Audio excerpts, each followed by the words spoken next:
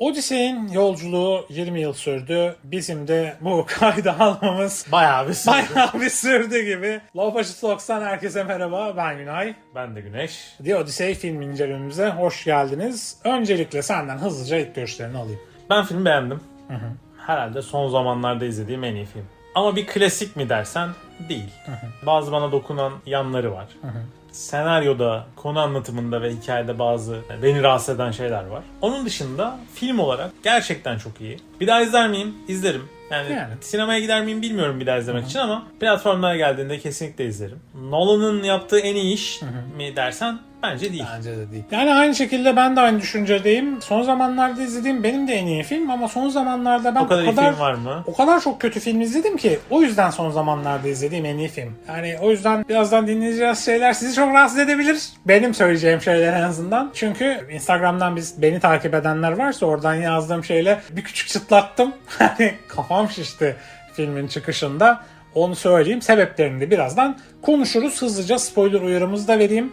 Hani hala neden anlam veremediğim bir şekilde IMAX'ler inanılmaz dolu bilmiyorum ama ben artık gittim. Sen de hatta... Evet, ben de bunaldım yani. IMAX'te izlemek istiyorum. Yeter IMAX'ini dedik. Yani İstanbul'daki en büyük olan salonda izleme fikrim vardı. Ama bir türlü olmadı. Fırsat da kalmayacak baktım. En sonunda normal 2 boyutlu bir salonda izledim. Yani Rahat evet. bir salonda izledim yani. Ben de yani hatta orta seviye küçük bile denebilecek bir salonda ben de izledim. küçük salonda, salon rahattı. Ses sistemi çok iyiydi, koltuklar çok rahattı. O yüzden yani aman yani o kadar da IMAX'e de çok da umurumda olmadı. Yani çok sinefil böyle bu işin manyağı değilseniz ben de IMAX'e çok gitmenize gerek yok abi. Bekliyorsanız gidin izleyin. Yani hiç hepimiz o reklamın biraz kurbanı olduk hani. Evet ya. O propagandanın yani orada yapacak bir şey yok. Biraz oydu. Yani yoksa ilk baştan git 2 boyutlu salonda izle, çek yani. O yüzden dediğim gibi hani eğer hala izlemediyseniz spoiler vereceğiz. Yani o yüzden canınız sıkılabilir. Evet. İzlediyseniz veya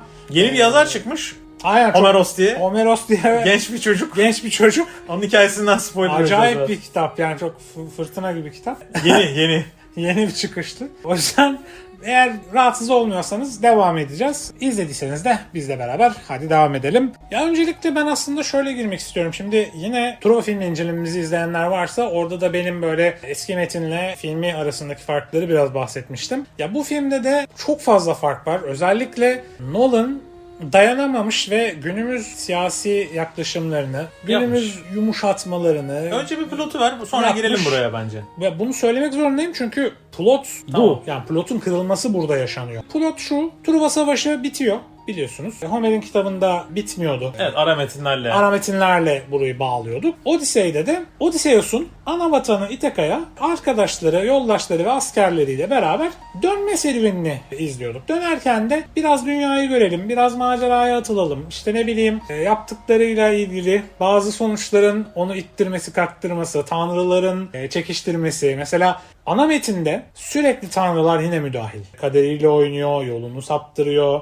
Başına gelenleri ve yaptıklarından dolayı yaşadığı sonuçların doğrudan sebepleri tanrılar. Nolan'ın filminde ise tanrı etkeni çok arka planda yine Truva filminde olduğu gibi. Truva filmi inanılmaz laikleşmiş bir film. Aynen.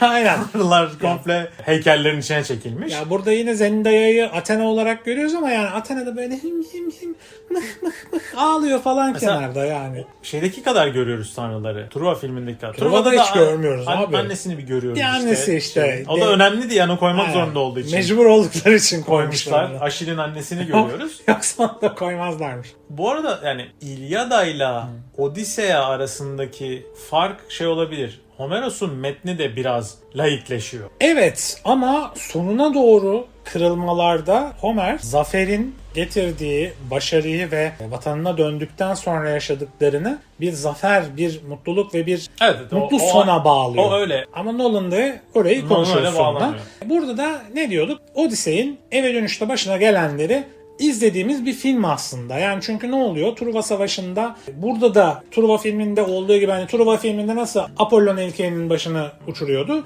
Burada da Athena heykelinin başını uçuruyor. Başını uçurduğu için biz sürekli Athena'yı görüp duruyorduk Odyssey'in yanında. Derbeder ağlak bilmem ne. Meğersem kentte dini buhranlar yaşıyormuş Odyssey filmde. Bu arada Nolan Truva filmini çekme Aynen. adaylarından biriymiş galiba 20 yıl evvel. İlk çekmemiş. İçinde kalmış diye düşünüyorum ki bu Aynı filmin bazı sahneleri kullanmış böyle direkt. bir 4'te 1'i falan Truva yani. Aynen. Truva'yı çekmiş burada. Yani öncelikle Truva atını bırakıyorsun, 3-4 gün orada bırakıyorsun. Stratejik olarak çok yanlış. 4 gün, özellikle Yani buradaki orada Truva yapacak bir atı şey yok. küçücük bu arada buradaki Truva atı. Evet, buradaki at daha ufak. Ve içinden çıkan insan sayısı şey gibi, hani Amerika sınırında kaçak Meksikalılar bir tane arabanın içerisinden 30 tane çıkıyor ya. Burada da affedersiniz, İspanya sahilindeki o da olabilir mesela. Göt kadar bir atın içerisinden 100 kişi falan çıktı böyle, yani CGI ile sokuşturmuşsunuz herifleri belli yani. O yüzden çok kötü görünüyordu at sahnesi, onu söyleyeyim. Atla ilgili söyleyeceğim şey küçüklüğü büyüklüğü değil de at biraz fazla Lastik gibi duruyor. çok fazla kusursuzdu. Yani evet, çok parıl parıl değil mi? Yani şeydeki Turva'daki at daha böyle şey yani zor imkanlarla yapılmış biraz kırık dökük. Ya çünkü zor imkanlarla yapılmış olması gerekiyordu. Yani buradaki bu at çok temiz, çok düzgün. Abi düşünsene, 7 yıl sahilde kalmışsın, bilmem ne, Truva'da 7 yıl kaldığını belli etmiyordu ama o çaresizliği, o lan elde bu kadar bok var, bir şey yapmamız lazımı hissettiriyordu o at sana. Burada abi kazımışlar, cilalamışlar, parlatmışlar. Evet, at çok düzgün. Çok çok düzgün. Yani o yüzden at sahnesi rezalet. Onu söyleyeyim. Yani o atı yapan o suru da atlar hocam ya. Atlar abi, o atı Atlar. yaptıysan bir tane yap abi. Merdiven yap, bir şey yap, yaparsın yani o atı yaptıysan. Hayır. Abi bir şey diyeceğim. Yunan kardeşlerim Truva'nın duvarlarını bilerek geliyorlar değil mi? Ya çok da bilmiyorlar yani. Ya lan bir geliyorlardır hani sonuçta ticaret var. Savaşı ellerinde. hiç planlamamışlar. Yani plansız yaşanıyor biraz o savaş. Ha, yani çünkü yanlarında hiç o suru aşmak için Ya hiçbir şey getirmemişler ya. Evet, biraz plansız yaşanıyor o savaş. Bir de şöyle, o dönemde gemiler ufak. Ya böyle Nolan'ın tasvirinden bahsediyorum Nolan'ın ben tasviri zaten korkunç. Yani kullandığı materyal de korkunç zaten. Onu da ekledim, yani hiç bahsetmeye değmeyecek bir çeviri. Literatürde de kabul görmez, ancak Amerika'nın Evet, yani uyruk üniversiteleri kabul Şimdi eder. ben filmi izledikten sonra oturdum önüme çıkan YouTube'daki bütün programları izledim. Flu TV'deki Nevzat Hoca'nın programını izledim. Ben hiçbirini izlemedim. Aksine bak. Yine Flu TV'deki Hande Erçel'in filmindeki babası. dizide. ATV'deki dizide babasının kaybolan baba. Onunla İlker Çelik'in yine bir programı var. Orada film eleştiriyorlar. Onu izledim. Emrah Sefa Gürkan'ın tarihli girizgahını izledim. Bir sürü filmle ilgili Sen bayağı bir görüş almışsın ya. görüş aldım. Nevzat Hoca da şey diyor. Yani çok beğenmiş o. Muhteşem bir film diyor. Çok beğenmiş. Politize ediyor diyor. Çok fazlaydı. Yani günümüz politikasını diyor, suratına diyor, vuruyor diyor herkesin. Ve diyor düşündükleri gibi değil diyor. Orada çok güzel bir oyun oynuyor diyor Nolan ve biz kendisine vuruyor diyor lafı ve Odyssey burada utanıyor ya her şeyden. Ya bu rezalet. Utanç içinde Odyssey. Abi Homer'in şeyinde mesela trickster olduğu için Odyssey kendisiyle gurur duyuyor. Homer mesela bu kitapta yazarken Odyssey çok gururlu. Sona doğru çöküşe geldiğinde bile o saraya girip hani talipleri temizlediği yer var ya, oraya gelirken tünelin ucundaki son ışık, onu yakalamak için bir çabayla yapıyor ve galip geldikten sonra utanç içinde ben anasının nikahına siktir olup gidiyorum demiyor yani. Homer'in kitabında böyle bir son Yani yok. burada şey yapmış. Utanıyor ve zaten işte batıya gitme kavramını koymuş. Yine Nevzat Hoca'dan öğrendim.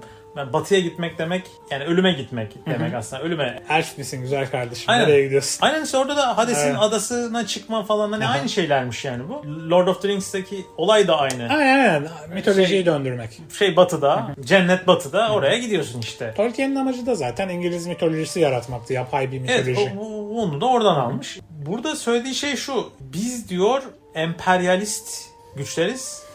Yani orada mesela şey diyor ya Penelope. Denizden gelenler siz miydiniz? Aynen. Hani çünkü Nolan'ın versiyonunda bunlar gidiyorlar yağmalıyorlar köyleri möyleri. Evet. Başta değil mi? Aynen. Yani kitapta da var biraz o. Var. O yağmalamalar aslında diyor denizden gelenler sizdiniz diyor. Yani Truva Savaşı'ndan çıkıp Aynen. başıboş Etrafı yağmalayıp durdunuz sürekli. etrafı yağmalamış Truva gazileri. Aynen. Onlar da aslında diyor hani denizden diyor nereden geldiği belli olmayan insanlar gelmedi. Siz kendi kendinize gelip yok etmişsiniz bizim medeniyetimizi. Evet. Ve buna bir demiş ki biz diyor böyle şeyler yaptık ve Odyssey bu yaptıklarından yolculuğunun sonunda artık utanır hale gelmiş ve utanç içinde zaten Truva'daki o öldürülen Zendaya aslında Truvalı bir sivil. Onun yüzüyle Athena hep ona görünüyor. Aynen.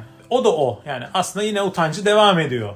Ya mesela kitapta Truva Savaşı'nın bahsi geçerken Ömer'in kitabında işte zafer şeklinde anlatılır. Burada mesela Truva Savaşı'na flashbackler atılırken kadınlara kötü davranma diye anlatacağım, siz anlayın. O sahnelerini görüyoruz. İşte sivillere yok etme, ele geçirme, cart böyle o sahneleri görüp böyle Odysseus utana utana yürüyor falan etrafta ama yani hayır abi, Odyssey bir komutan ve savaşı kazanmak için ne gerekiyorsa onu yapıyor. Onu yaptığı için de savaşı kazanıyorlar. Bu yüzden de gururlu bir asker yani. Sen Odyssey'i Truva'nın içerisinde utanarak gösteremezsin abi. Bu bir rezilliktir. Bu tarihe de bir rezilliktir. Homer'e de rezilliktir yani. Yani işte Nevzat Hoca da diyor ki Homer diyor bugün olsaydı diyor, aynen böyle söylüyor. Bugün yaşasaydı diyor Palantir'de çalışırdı diyor. Yani ana akımın yazısı o diyor. Ana akımın yazısında diyor biz harikayız, biz müthişiz anlatısı olacak ama diyor biz diyor bu emperyal savaşta diyor iğrenç ilekler yaptık, pislikler yaptık ve bugüne laf çakıyor aslında. İran Savaşı'na, Ukrayna Savaşı'na, Amerika'nın bulaştığı her şeye, Batı'nın bulaştığı her şeye gönderme yapıyor. Ve diyor ki yaptıklarımızdan utanmalıyız. Yaptığımız tamam da şeylerden. Bunu da diyor bu politik düşüncesini diyor şeyin içine yedirmiş. İyi de bundan bana ne? Evet yani böyle bakarsan Yani ayrıca yani şimdi günümüze getirmiş yani hikayeyi. Nevzat Hoca'yı da şurada eleştireyim ya. İlk defa senden duyuyorum. Yani bir tane Sikim Sonic Alman yazarın kitabını içinden geçselerdi, kendisi çok Almancıdır. Sikim Sonic bir Alman yazarın kitabının içinden geçselerdi, metni mahvettiler, içinden geçmişler bilmem diye konuşurdun abi. Şimdi Nolan işte çok güzel emperyalizm yapmış bilmem ne diye söylüyorsun. Hadi abi oradan yani. Yani bilen biliyordur. Legendarium'daki Zafer abilerin konuşmasını da dinledim. Onların diğer kanalı var Karakare'de. Orada Nolan'ın içinden geçiyor Zafer abi. Yapma abi diyor. Yapma diyor. IMAX'te çekme diyor. Bana diyor bugünün hikayesini diyor şey yapma diyor. Eğer diyor Odyssey adını kullanacaksan diyor. Evet. Bana diyor metni ver diyor. Bana kendi politik düşüncelerini, bugünün politikasını diyor. Günümüzü diyor. O metnin içine sokma. Öyle bakarsan da yani senin dediğine daha yakın bir şey söylüyor. True TV'deki diğer programda da orada da biraz Nolan'ın içinden geçiyorlar yani. Niye bugüne getirdin diyor. Ve filmde diyor ikinci yarısına sıkıldım falan diyorlar hatta. Ben kendi adıma ne diyebilirim? Yani Nolan yazmasaymış da katkıda bulunsaymış screenplay'e daha iyi olurmuş. Senaryo biraz... Senaryonun içinde Nolan direkt var mı? Tabii Nolan kendi yazıyor bunların hepsini. Tamam, belli zaten ne kadar iğrenç olduğunu. Ama neden şeyleri iğrenç de onun. olduğunu. Interstellar'lar, Tenet'ler hepsini o yazdı. Ama işte onlar günümüz ve şimdi bu adamı neydi? Bilimci çocuk diye dalga geçiyorlardı bu adamla sürekli, işte bilim kurguya daha yakın şeyler yazdığı için. Abi şimdi sen gidip geçmişten gelen antik bir metni eline alırsan bambaşka bir şeye bakman gerekiyor. Demek ki onu yapamıyorsun. Ya ben ona şey yapmayacağım. Ben film ve senaryo gözüyle bakıyorum ve günümüz politikasından, anlatmak istedikleri şeylerden, Homer'ın metnini değiştirmesinden falan sıyrılıyorum ve film olarak bakıyorum.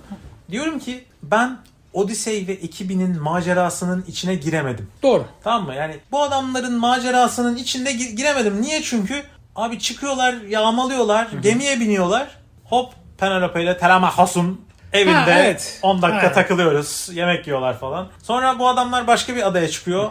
Orada başlarına bir şeyler geliyor, işler geliyor falan. Baya güzel işte o mağara sahnesi falan, o dev sahnesi, Cyclops sahnesi falan çok iyi, çok güzel çekilmiş. Diyorsun lan tamam hadi işte bu adamların hikayesi, bu adamların macerasının içindeyim. Tak Penelope ile Telemachos bir şeyler, kılıç dövüşü, eğitim oluyor. Abi ben oraya gitmek istemiyorum. Ben Odyssey'in macerasının içinde kalmak istiyorum. Çok açık bir şey söyleyeyim. Odyssey'in macerasının içinde kalmak istiyorsan kitabı oku mesela. Kitapta mesela filmin giriş sahnesi neydi? Biz giriş sahnesinde Odyssey'le girmedik ya filme. Telemachos'un anam babam nerede benim? Talipler aman da işte bir sürü kastedilmiş Hollywood oyuncusunun ana salonda bize kendini tanıtması. Onu izledik. Anne Hathaway yine arz endamıyla çok güzel bir hanımefendi kendisi. İyi de oynuyor. İyi de oynuyor bence. Güzel yani o antik ağırlığı taşıyabilen nadir oyunculardan birisi. Yani bu onu arada söyleyeyim. bunlar 4 kardeş falan ya. Helen işte bu ikizler var. Yumurtadan mı ne çıkıyorlar abi öyle bir hikaye yani. Tamam mı? Hani o ağırlığı hissettiriyor Ama Lupita Nyong'o'ya bakarsan o ağırlığı alamıyorsun. Ya abi. mesela orada da diyor ki mesela karşı argüman. Ya benim de hoşuma gitmedi. Yani sonuçta Helen'den bahsediyoruz. Aynen. Nolan diyor yem attı diyor sağ siyasete. Yani diyor önden bunu koydu diyor. Elliot Page'i de koydu diyor. Ya evet, fragmana koydu. Yemledi. Herkes konuştu. Herkes konuştu. Reklam yaptı bir yandan diyor. Evet. Reklamın iyisi kötüsü olmazı yaptı Doğru. diyor. İkincisi diyor yemledi diyor. Aslında sağ siyasete diyor politik anlamda çakıyor diyor. Ya çakıyor da şimdi istediği kadar çaksın. Nolan'ın Oscar köpeği olduğu bir nokta burası. Onu söyleyeyim. Şimdi Oscar'ı kazanmanın bir kriterleri var arkadaşlar. Gidin açın. Bunlar da açıkça yazılmış. Diyor Ama ki şeyle çakmıyor işte. azınlık Evet, ne kadar insan olacak içerisinde? LGBTİ trans birey ne kadar olacak içerisinde? Bunların oranını yazmışlar Oscar kazanabilmen için. Nolan da bir Oscar köpeği olduğu için bunları Alacak canım bunlar. okumuş ve abi ben bunları kullanayım bir de uyduruktan siyasi yemleme yapayım demiş. Yani izledikten sonra onu anladım. Çünkü abi ne Lupita Nyong'o'nun senaryoya katkısı var. şey yok. Ne Elliot Page'in onları senaryoya kullanmış. katkısı var. Hiçbir katkısı yok. Yani daha önceden abi işte Ya onları sadece kullanmış. Sinon'u niye bu yaptın ya da işte ne bileyim Penelope'u niye bu yaptın şeklinde kızarken şu an daha çok kızıyorum. Yani Çünkü onları- kendi pisliğine kullanmış. Ya onları şey için aynen onları şey yapmıyor. Hani Helen'i ben bu yaptım. Alın size ben bu yolda savaşacağım diye yapmıyor. Yok.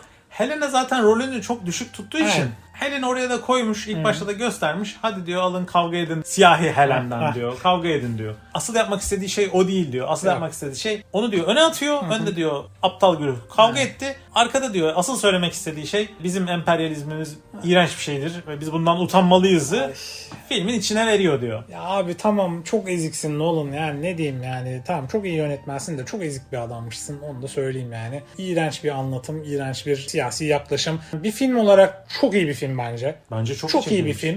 Müthiş, Müthiş, müthiş çekimler. Yani, dediğim gibi abi atmosfer yakalayamıyor. Evet, yani seni içine katamıyor bazı yerlerde ama çok iyi bir film yani. Evet. Milattan önce 1200'lerde değilim gibi geliyor bana. Böyle şeye gidemiyoruz. Neydi o? Adamların hikayesinin içinde değiliz. Kıyıya çıkıyoruz. Ya bir Koşa yerde koşa geri dönüyoruz. Kıyıya çıkıyoruz. Koşa koşa. abi Heybeliada'ya çıkmış gibi hissettim bir yerde. O kadar çok adaya girip çıktık ki. Yani film bittikten sonra acaba devamını yapabilecekler mi falan diye baktım yani. Şey yapamamış. Neydi o? Hep girip geliyor ya böyle. Evet. Bunlar böyle adaya çıkıyorlar. Hop işte biz yine İtaka'ya gidiyoruz. Orada bunlar yemek yiyor böyle entrikalar falan dönüyor Evet. saçma sapan. Bu arada herkes şeyi çok beğenmiş. Robert Pattinson'ı ben hiç beğenmedim bu arada. Abi rolünü beğenecek bir rolü yok ki. Tom Holland idare etmiş ama Tom Holland olmasaydı da daha genç bir çocuk olsaydı Yani, daha evet. iyi olurdu. Yani Ya, 30 yaşında Tom Holland'la olmuyor. Evet 30 yaşında olduğu biraz gözüne batıyor adamın şu kaz ayakları görüyorsun yani herifin gözünün Evet, kenarında. Ama iyi mi oynamış? Bence okeydi. Yani kötü değil. Kötü ama değil. daha genç ve no name bir çocukla daha iyi olabilirdi. Evet ya eskiden bunları deniyorlardı işte. Şimdi Nolan Oscar köpeği olduğu için bunu Biraz deneyemiyor fazla yani. rating kasması Abi orada. 30 Zendaya saniye kadar 30 falan. saniyelik sahnelerin tamamında Neydi o rapçi çocuk var? mesela Asa vuruyor. niye var? Ne var abi o? Niye var abi o? Anlamsız. Diyorum ya token kullanmış. Yani şeyde Herkes mesela- token olarak kullanmış. Hikayeye ya. girememe şeylerinden biri de şu atmosfere. Birleşmiş Milletler gibi bir tayfası var İtaka'nın. Evet. Şimdi bu mantıklı gelmiyor bana. Nasıl söyleyeyim? Sahara olmaz yani. Sahara çölünün üstü. Yani ne diyoruz? Afrika'nın siyahi olmayan kısmı. Aynen. Mısır, Fas, Cezayirliler Aynen. belki olabilir. İran Diyelim. olabilir. Aynen. Anadolu'nun biraz daha batı tarafları olabilir. Biraz daha beyaz üst Slav ırka yakın insanlar Aynen. olabilir. Bunun dışında Akdeniz fonotipi bellidir hocam. Aynen. Yani bu arada Matt Damon da Anne Hathaway de Akdeniz fenotipi insanlar değil. Değil. Onlar da değiller. Değil. Yani çekik gözlü tayfa görmek beni böyle bir şaşırttı. Ne oluyor lan Ya dedim. abi ilk defa Yunan anlatı filmlerde siyahi falan görmüştüm ama ilk defa Çinli Koreli bir herif gördüm bak, yani. Siyahi bile bir yere Aynen. kadar olabilir. Lan dersin hadi işte geçmiş. Getirdiler bir yerden. Gelmiş. Ki gelmediklerini biliyoruz Aynen. aşağı yukarı. Hadi gelmiş. Mesafe olarak en azından yakın. Yani oraları bilmiyorlar bile Evet. doğru düzgün. Hani hadi gelmiş diyelim lan. Çekik gözlüler nereden geldi? Hintli nereden? En yakın adamı Hintli ya. Aynen. Ne oluyor? Ya açık söyleyeyim Büyük İskender'e kadar Yunanlar veya o topraklarda yaşayanlar herhangi bir çekik gözlüyle karşılaşmadı. Çok kesin bir şey söylemeyeceğim ama bana biraz şey geldi böyle bir ne oluyor ya ben hani neredeyiz falan olduk. Hani onlar hoş değil. Abi bir de bu bir antik metin ya. Sonuçta bir drama bu. Aynen. Ve tiyatroya vari. Teatral dil bekliyorsun değil mi? Ha evet yani Evet. bir üst İngilizce bekliyorum ya da hangi dilde konuşacaklarsa o dilin üst seviyesini yani Almanca olsa Hochdeutsch Aynen. beklersin.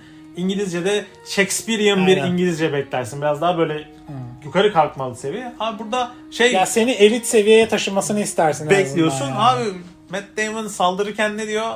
Let's go. Let's go, yeah, they took our jobs diye bağır bari, ne bileyim yani, Hani gerçekten. onlar biraz hani rahatsız ediyor. günümüz kelimeleri kullanılmış. Aynen.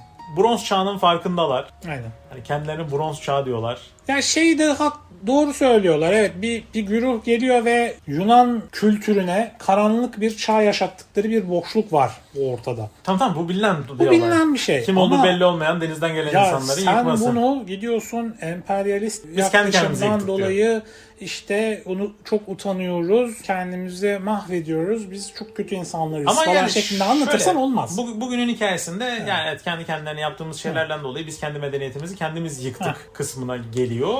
O doğru mu? Doğru. Hani ama bugünü anlatmak istiyorsan Git bugünü anlat o zaman Odise'yi abi. bugüne de getirebilirdin. Afganistan anlat abi o zaman, ne bileyim yani. Şey neydi o? Hani bir film var. O Brother Where Are Thou? Ha. O Odyssey. O. Evet. Hani o Odyssey zaten. Doğru. Mesela hani onu öyle de yapabilirdin. Hani başka şekilde anlat. Ya ama işte onu o şekilde mesela o işte şey demiyor yani, ben direkt antik metin çevirisiyle anlatıyorum demiyor yani. Yani baktığın zaman zaten biraz şey böyle fantastiğe kaçıyor. Aynen. Yamyamların zırhları neydi ya? O çelik zırhlar.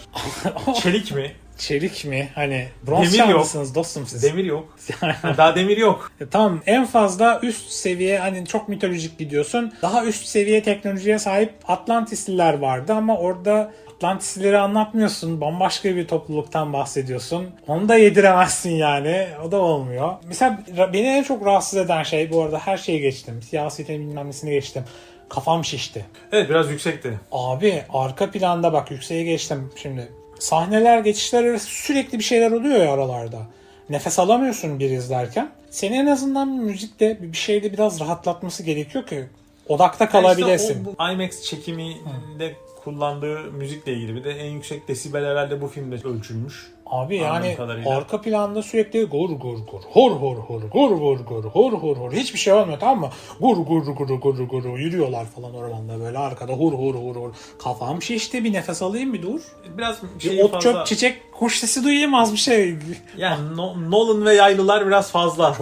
Çok basmışlar abi. Biraz fazla. Majezi kaldım Ben ya. ama ben Başım dinlediğim salonda o kadar yüksek değildi bu arada ses. Yani benim dinlediğim salonda o kadar yüksek ya değildi. ses yüksek değildi. Benim gittiğim salonda da yüksek değildi. Ama kafam şişti. Sürekli bir Yok beni oraya kadar zangur zungurluk vardı filmde. beni o kadar rahatsız etmedi dediğim gibi. Yorgun gitmedim. O yüzden iyiydi. Bu kadar gömdük, hadi biraz da övme kısmına geçelim bari. Övelim abi, görsel mükemmel. Evet çok iyiydi. Mükemmel, inanılmaz bir görsellik O var. şey çok iyiydi ya. Deniz çekimleri, gemiler, işte Gemileri ne bileyim, yapmış. Gemileri direkt sıfırdan yapmış. Kendileri Efekt götürüyor bu değil, arada. Kendileri çekip Kendileri götürüyorlar. çekiyor Aynen. kürekleri falan. Oyuncuların hepsi bu arada. Evet almış abi bütün oyuncuları Matt Damon Koymuşlar, dahil. herkesi kürek Hayır, hayır. çektirmişler. Çektirmişler değil. Öncesinde bunları gönderiyorlar İzlanda'ya. Aynen. İzlanda'da bunlar bir ay mı ne Eğitim kürek alıyorlar. eğitimi alıyor. Aynen.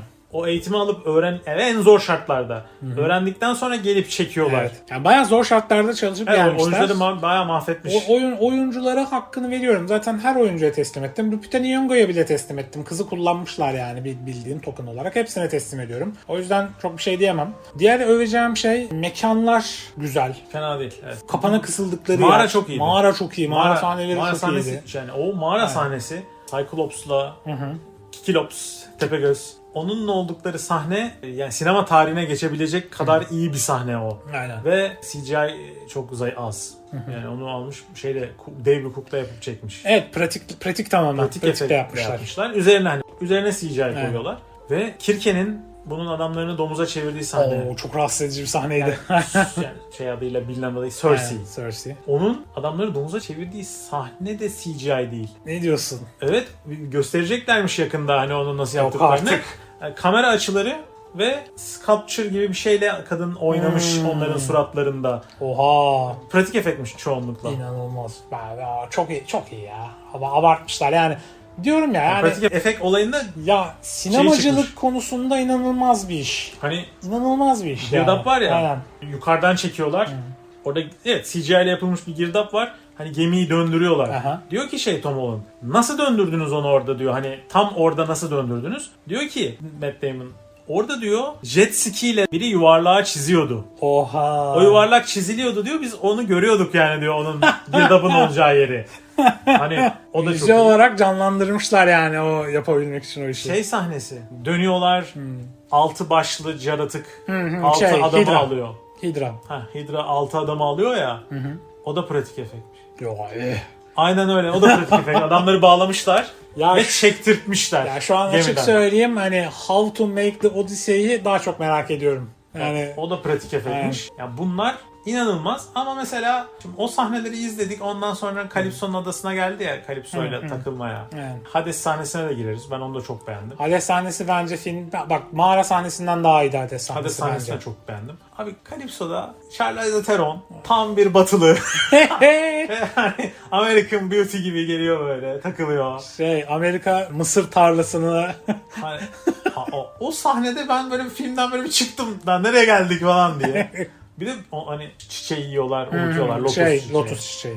O başka bir yerde oluyor aslında. Bunlar Aynen. başka bir adada lotus çiçeği yiyor, geliyor. Doğru. Ve Calypso'nun adasında bir sene mi ne kalıyor? Evet, senelerce kalmıyor. Kalmıyor. 7 sene kalmış gibi Esas göstermişler burada. Kirke'de kalıyor uzunca. 6-7 sene kalıyorsa Kirke'nin yanında kalıyor ve daha alımlı, daha güzel olan Kirke. Kirke. Çünkü lure etmesi gerekiyor Calypso yani. değil. Aynen, lure etmesi gerekiyor. Evet. Ya Calypso da güzel. Tamam. Ama Savaşçılar- Kirke daha güzel. Savaşçıların hepsini lure ediyor. Kirke'ye gitmiyor yani. Aynen. Bu böyle bir değişiklik yapmış yine. Niye yaptığını anlatanlar var. Herkes bir şey söylüyor da yani.